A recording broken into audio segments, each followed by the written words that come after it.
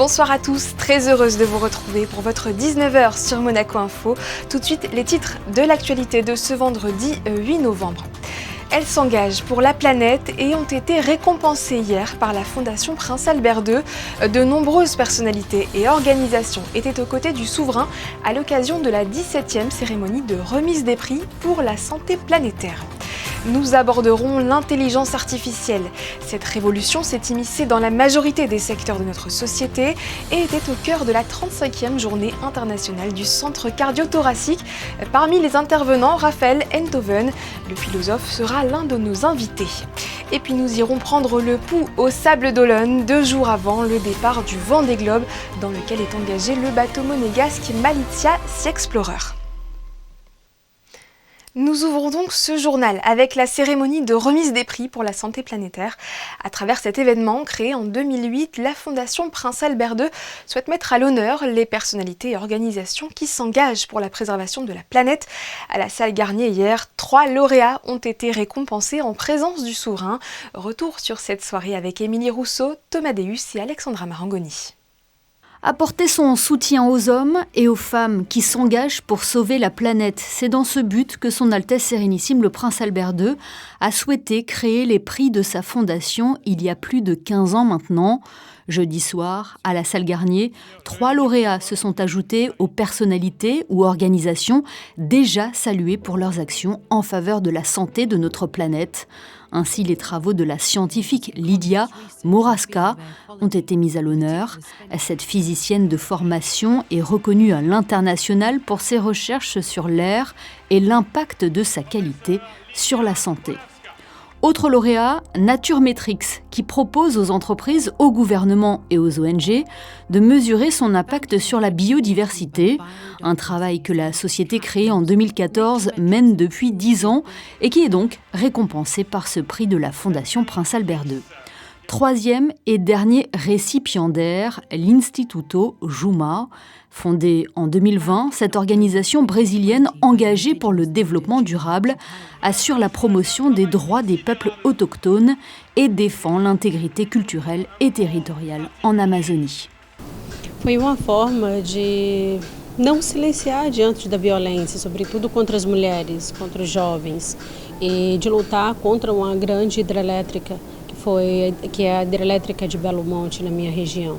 Então foi uma forma de continuar lutando e de protegendo não somente a floresta, mas quem protege ela, que somos nós, os povos indígenas, que são as mulheres, que são os jovens e as crianças. Então foi uma forma que eu encontrei para ir contra todos esses impactos e continuar trabalhando. Cette cérémonie a également été l'occasion de mettre à l'honneur les jeunes générations avec la remise de diplômes aux étudiants soutenus par le programme de bourse du GIEC et soutenu par la Fondation Prince Albert II, un programme lancé par le groupement d'experts en 2007 après avoir reçu le prix Nobel de la paix pour renforcer sa capacité à mieux comprendre le changement climatique et ainsi lutter contre ses effets. We have been offering scholarship to the scientists and the young people all over the world, but particularly in developing world, where there is a need of strengthening the participation of experts in the IPCC process and in climate change.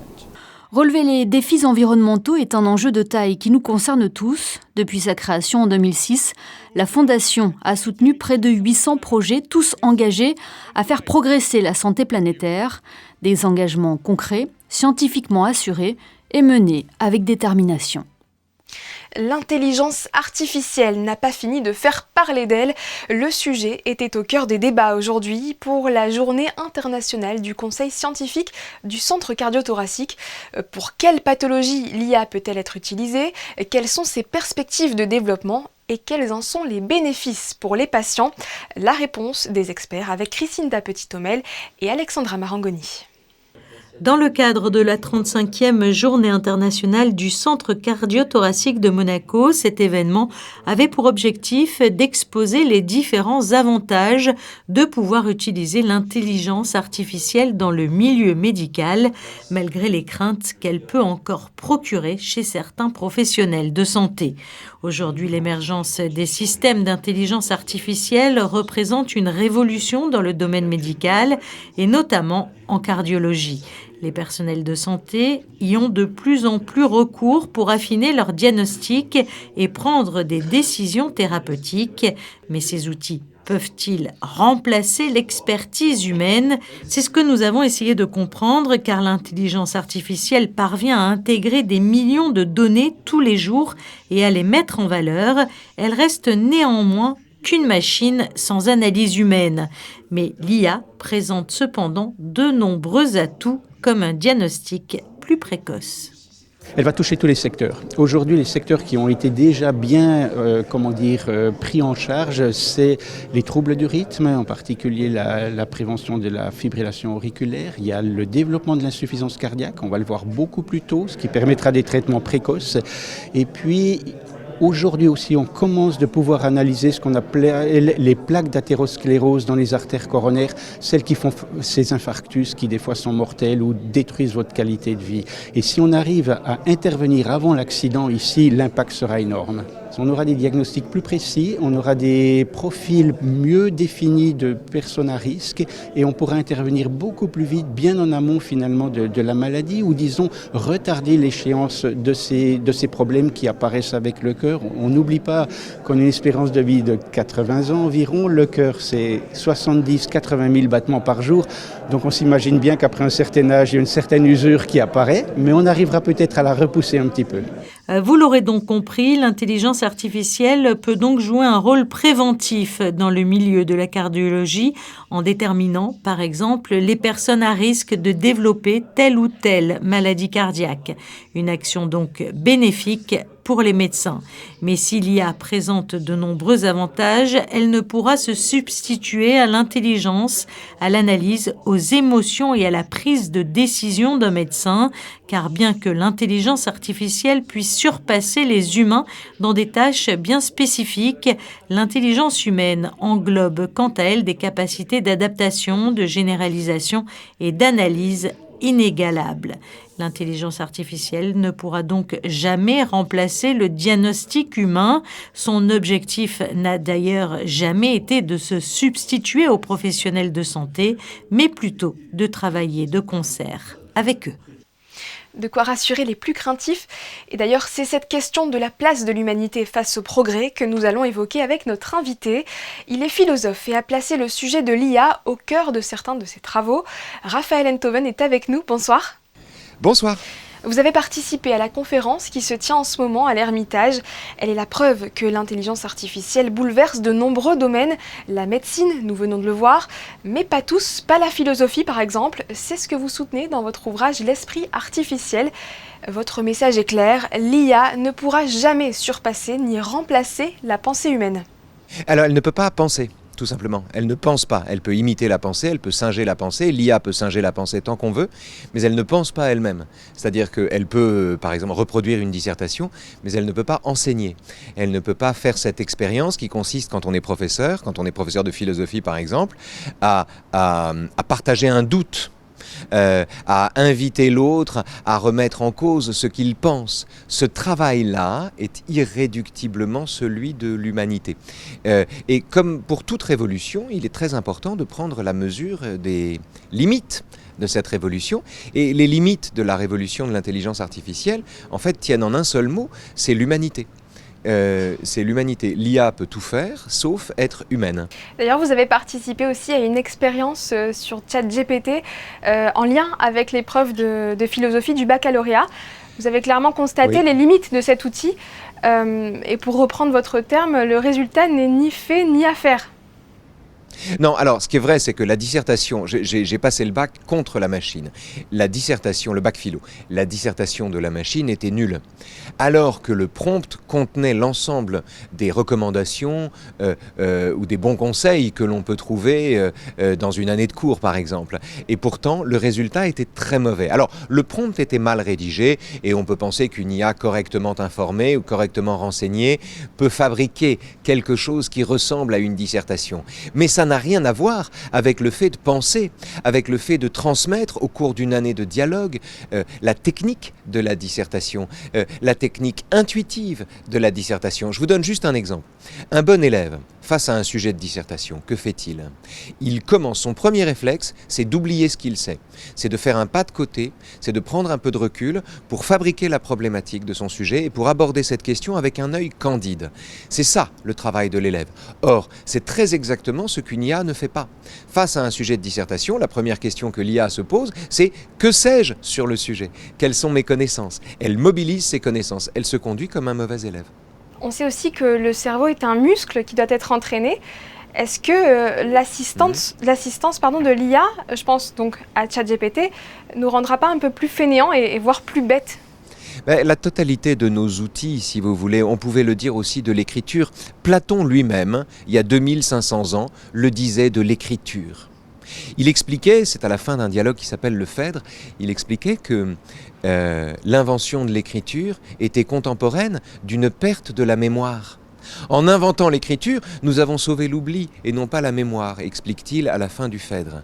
Et c'est une expérience qu'on retrouve aujourd'hui, par exemple, quand on prend en photo un événement auquel on participe, on ne le prend pas en photo pour s'en souvenir, on le prend en photo pour l'oublier, pour pouvoir l'oublier ensuite.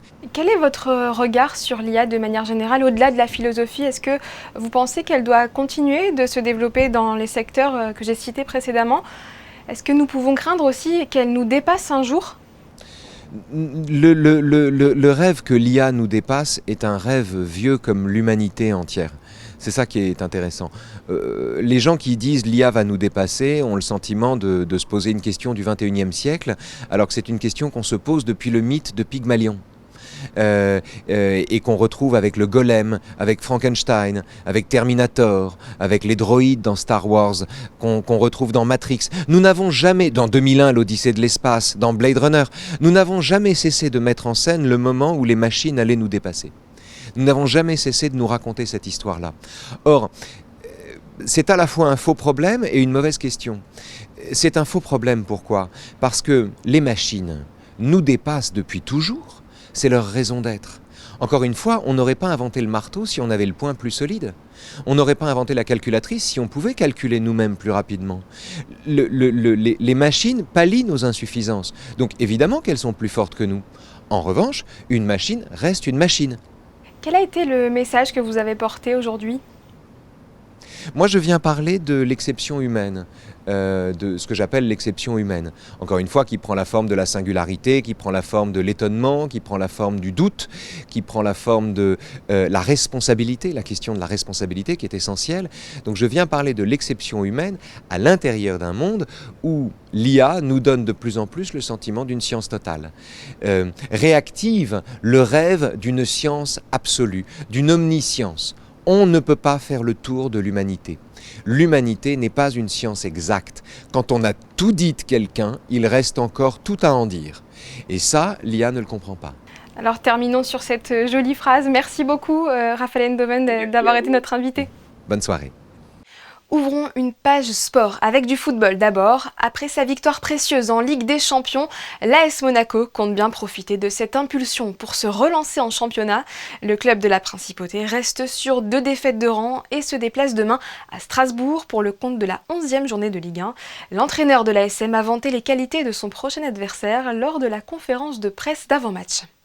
For me, yeah, really good team. Now I think they had the worst performance in Saint-Étienne. They lost there 2-0, but when you see their statistic at home, especially against Lens, against Marseille, they played also for me a really good game away in Paris. There is one of the youngest, I think almost the youngest team in Ligue 1. Play an intensive football, high football, really interesting football. The they have good single players, good quality in the team, fresh football, intensive football. So we can expect there in Strasbourg a really high intensive game. Voilà, et on rappelle, Strasbourg-Monaco, c'est ce samedi à 17h. J-2 avant le départ du Vendée Globe pour cette 10e édition, 40 skippers, et c'est un record, se lance l'incroyable défi de réaliser un tour du monde en solitaire, sans escale et sans assistance, pendant 10 mois en mer. Le départ de la course sera donné ce dimanche depuis les Sables d'Olonne, où nous retrouvons Christophe Pacaud. Bonsoir Christophe. Alors dites-nous, quelle est l'ambiance sur place? C'est l'effervescence?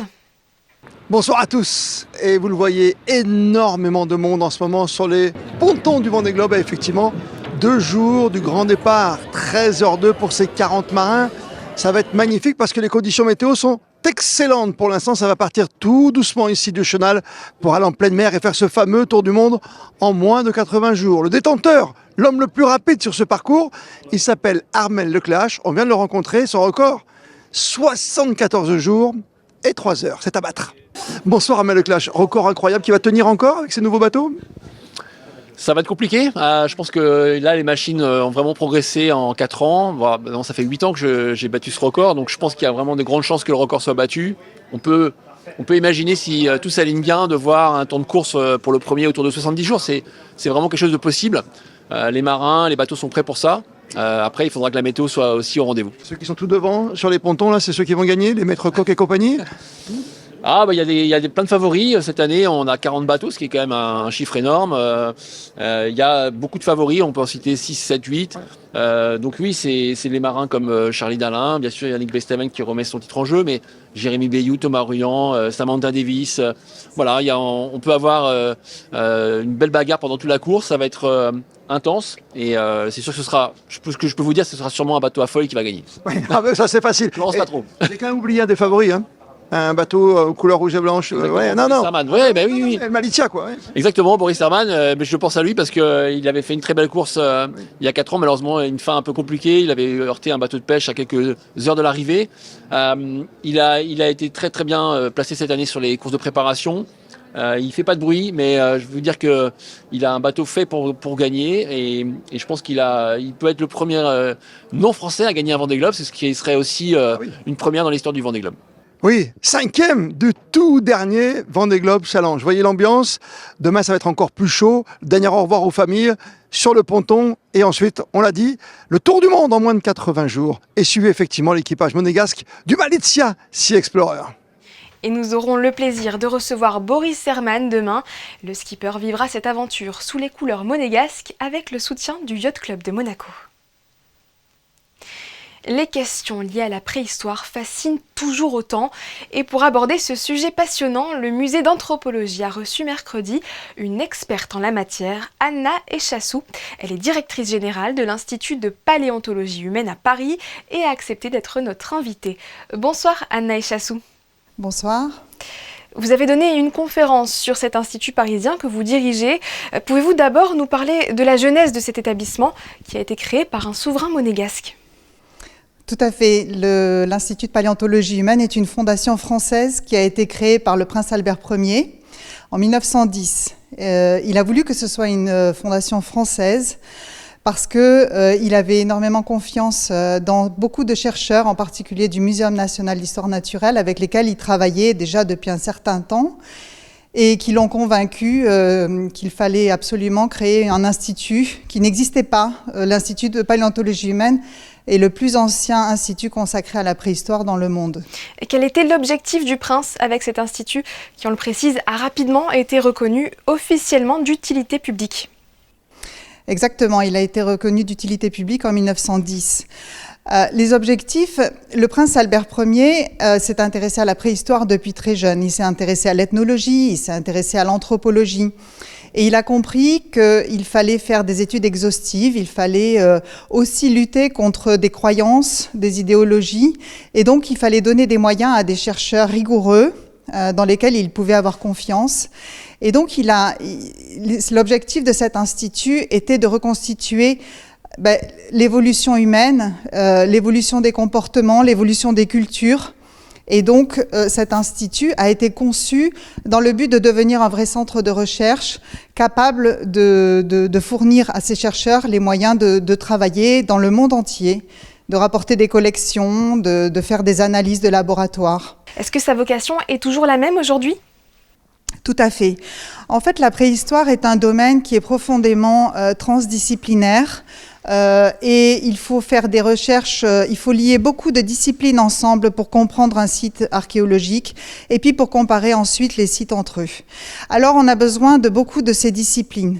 Et c'était le cas déjà en 1910 et au début du XXe siècle, c'est toujours le cas et ça le restera parce que la science préhistorique est une science jeune qui évolue très vite. Maintenant, par exemple, on fait de la génétique. Pas à l'Institut de paléontologie humaine, mais l'Institut de paléontologie humaine reste très pluridisciplinaire. On a des laboratoires de géologie, de palynologie, de datation.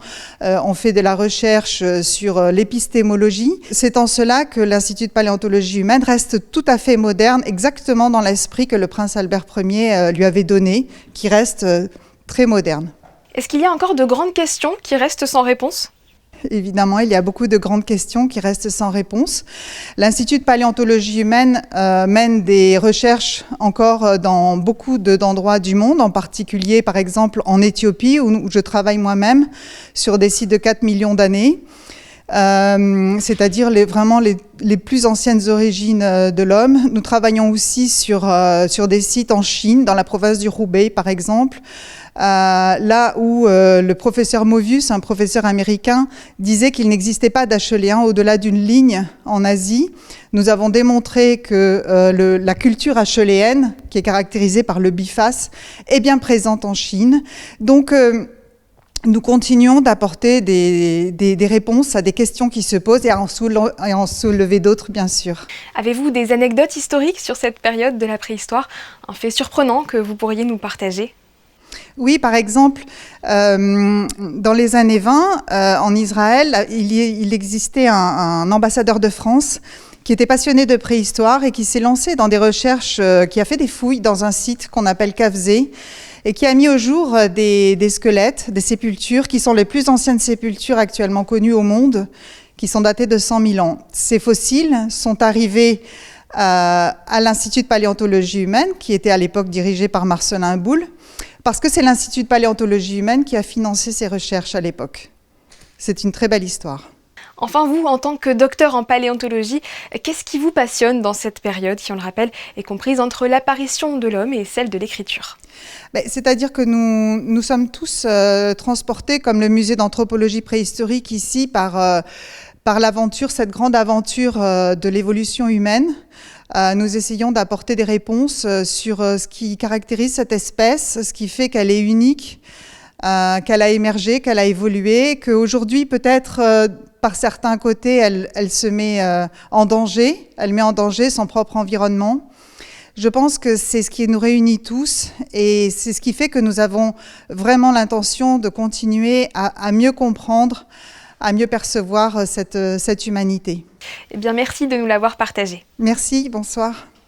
Le prince Albert II a fait un saut dans le temps hier. Avant de rejoindre les équipes de sa fondation, le souverain a découvert l'exposition consacrée au début de Télé Monte Carlo. TMC avait été inaugurée par son père, le prince Régnier III, au lendemain de la fête nationale de 1954.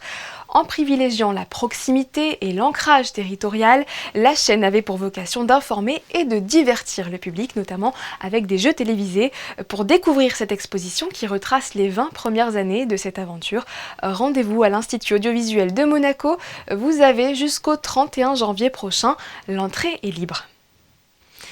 Une autre exposition, cette fois à la galerie Camille Art. 22 ans après avoir reçu le prix Prince-Pierre, Nicolas Alquin est de retour en principauté pour présenter sa toute dernière collection de sculptures en bois que vous allez découvrir dans ce reportage.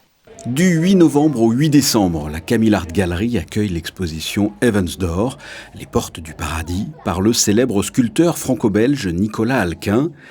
Issu d'une grande lignée d'artistes, il a choisi la sculpture et a fait du bois son matériau de prédilection, un matériau noble qu'il travaille tous les jours dans l'espoir d'instaurer un dialogue entre le passé et le présent à travers ses sculptures et leur capacité à transcender les époques.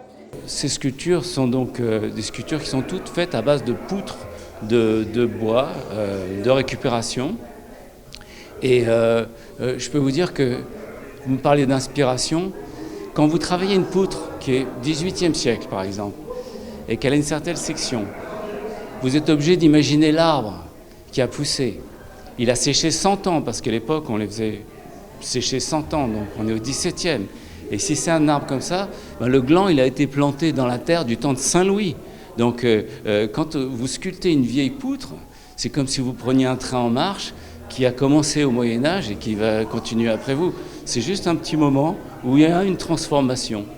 À l'occasion de cette exposition, Les Portes du Paradis, Nicolas Alquin propose de nombreuses sculptures avec un passage à l'intérieur afin d'y représenter une porte tout en plaçant l'observateur sur le seuil ou au pas de la porte. C'est la première fois que je peux montrer une série de sculptures récentes sur un thème qui m'est cher depuis très très longtemps. Parce qu'en sculpture, c'est toujours une danse avec l'espace, le plein, le vide. Et depuis que je commence à travailler, il y a très longtemps, j'ai toujours privilégié l'espace intérieur. Quand on fait des assemblages, bon, on brasse de l'air, on mange de l'air, c'est autre chose. Moi, j'ai toujours été fasciné par l'espace qu'il y a à l'intérieur. Mais au début, dans mes premières sculptures, c'était seulement un trou de temps en temps. Et puis là, je suis arrivé à une sorte de paradoxe, c'est que j'ai tellement troué les sculptures, je suis tellement passé au travers, j'ai tellement mis d'espace à l'intérieur que la sculpture a presque disparu. Alors je suis très étonné de voir ça, je suis presque passé de l'autre côté. Et donc c'est la première fois que j'ai l'occasion de montrer ça. Et je suis très étonné de ce qui m'arrive. C'est comme si j'étais passé dans un autre monde sans m'en rendre compte. Voilà. Et on peut dire que c'est un vernissage réussi. Plusieurs centaines d'amateurs d'art étaient au rendez-vous lors de cette soirée de lancement. L'exposition est ouverte jusqu'au 8 décembre prochain dans cette galerie située sur l'avenue Princesse Grasse. La tendance dans le ciel pour demain, c'est avec vous, Christinda Petit-Homel. Bonsoir.